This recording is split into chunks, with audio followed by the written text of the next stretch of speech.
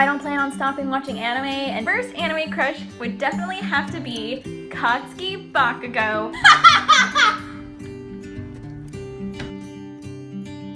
Hi everybody, this is Jessie Anime, bringing you all that anime has to offer every weekend. Please make sure you hit the subscribe button down below so that you can know about all of my anime related videos that I put out every single weekend.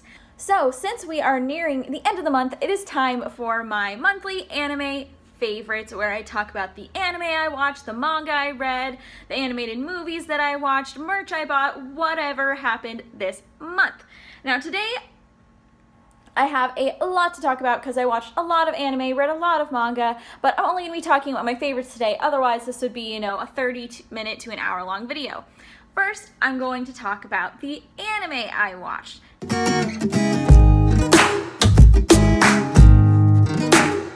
I finally watched a classic, which was Full Metal Alchemist Brotherhood. Now, I have heard of this anime way before I even really got into the anime community. I heard a lot about it. I knew a lot about it. I knew it was considered the #1 anime both in Japan and the US. It's a #1 on my anime list, so I thought I would finally give it a shot. I was a little intimidated to start it because it is 5 whole parts, 64 episodes I think, which is a lot. So I was a little intimidated by it, but honestly, I was hooked from the start. Episode 1, that really badass, amazing intro that I still think is the best intro Full Metal Alchemist Brotherhood has. The story reeled me in real fast. Now, if you don't know what Full Metal Alchemist Brotherhood is, it is about these 2 brothers, Edward Elric and Alphonse Elric, and it is about how they committed this taboo in the alchemy community where they try to resurrect someone from the dead. And the payment for that taboo was Alphonse, the younger brother, losing his entire physical body, and so Edward had to tie his soul to a suit of armor. And then Edward loses one of his arms and one of his legs. And so the premise of the show is them trying to get Alphonse's body back and Edward's arm and leg back. And so the whole show is basically the journey with that, and also fighting enemies, using alchemy, all the people that they meet along the way on this journey. They learn a lot about the secrets of alchemy, the dark secrets. There's just a lot. So alchemy, as explained in the show, is an ancient metaphysical science or magic of manipulating and altering matter by using natural energy. So basically using magic through the elements of the world. It's really fun. Alchemy has been used in a lot of magical themed fiction, but I really like the way that it is explained and used in the show, and also the way that it can be used and abused, and also the consequences that it has. I feel like there's a lot of magical fiction where they kind of don't focus enough on the actual consequences of using magic. But as they say in Once Upon a Time, magic always comes with a price, and it is definitely true in Full Metal Alchemist Brotherhood. Now, I'm not going to spoil, obviously, the ending, any of that stuff, but I just really enjoyed it. It's honestly in my top 5 now. It was incredible. I think about it all the time, like how great it was. Edward, I relate a lot to because he's literally like 5 feet tall, and so am I, and he constantly gets teased for that, and people think that he's not tough, and he's the younger sibling, all that stuff. I relate to him a lot. So that is definitely my favorite anime I watched this month. But a couple of others I watched that are also really good that stand out to me was A Place Further Than the Universe, which is about a girl who drives to have a more adventurous life, and so her and 3 other girls take a journey to Antarctica because one of the other girls' moms was an explorer of Antarctica and went missing there, and so it's been the girl's dream to go to Antarctica and kind of experience what her mom experienced. The show is about their journey to Antarctica, and honestly, like, I never expected to love a show that is just about these teen girls wanting to go on an adventure in Antarctica, but honestly, it is so heartwarming and sweet and fun, and it never really felt like it dragged. Like, the pace is very, very quick, and honestly, it will warm your heart, and I feel like that's something that we really need right now. So if you need something that's really going to give you a warm, fuzzy feeling, I highly suggest A Place Further Than the Universe. And the next one I'm going to be talking about is one that was actually currently airing in the spring 2020 season, My Next Life as a Villainess, which is about a girl, Katerina, who, after hitting her head, realizes that she has been reincarnated into this dating sim that she played in her previous life, and that she reincarnated as the villainess of this game. And she has two endings in this game, either exile or death. So because she remembers that she had a previous life and remembers what leads to the doom of the villainess, basically Katerina goes through her life trying to change the things that led to her character's doom in the game. And it is so incredibly funny. It is a reverse harem, which doesn't happen a lot, and it was so freaking hilarious. It drags a tiny bit in the beginning with her as a little kid, but once she becomes like a teenager and adult, it really picks up the pace, and it is so freaking funny. And Katerina is my oblivious bisexual queen. She is just so great, and I love her. And the season finale was this past weekend, and they already announced that a season 2 is coming, and I can't wait because it was so funny, and I loved every minute of it. Next I'm going to be talking about is movies.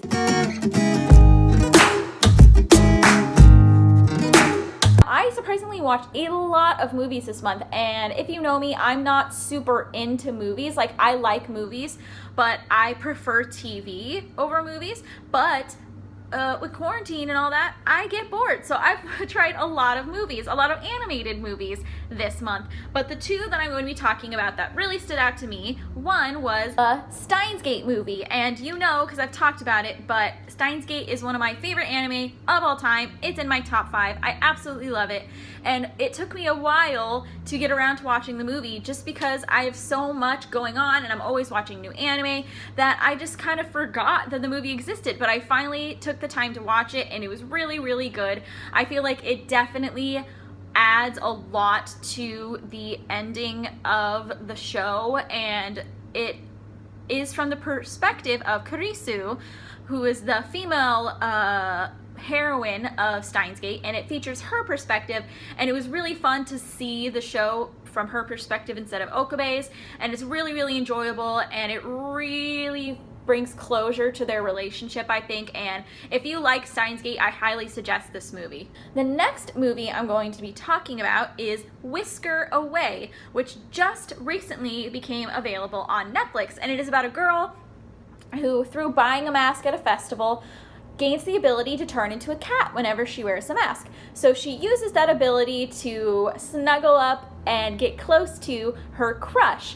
and lots of craziness ensues from that, but it was just so wholesome and adorable, and I freaking love cats, and she was a white cat with blue eyes, which is my favorite kind of cat. So overall, if you're looking for something really adorable and meaningful and just plain cute, watch A Whisker Away on Netflix. Right now it's only available in Japanese. There's not a dub on Netflix, but come on. It's cute enough that you can deal with reading the subtitles. But next, and finally, I'm going to be talking about the manga.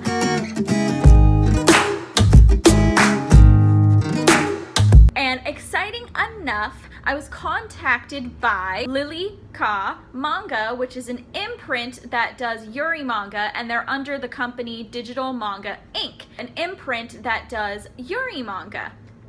And I was really excited. They messaged me on Instagram a few weeks ago asking if I would like to review one of their manga and talk about it in this video, and I was really excited that someone cared enough about my opinion that they wanted me to read some of their manga and talk about it in this video.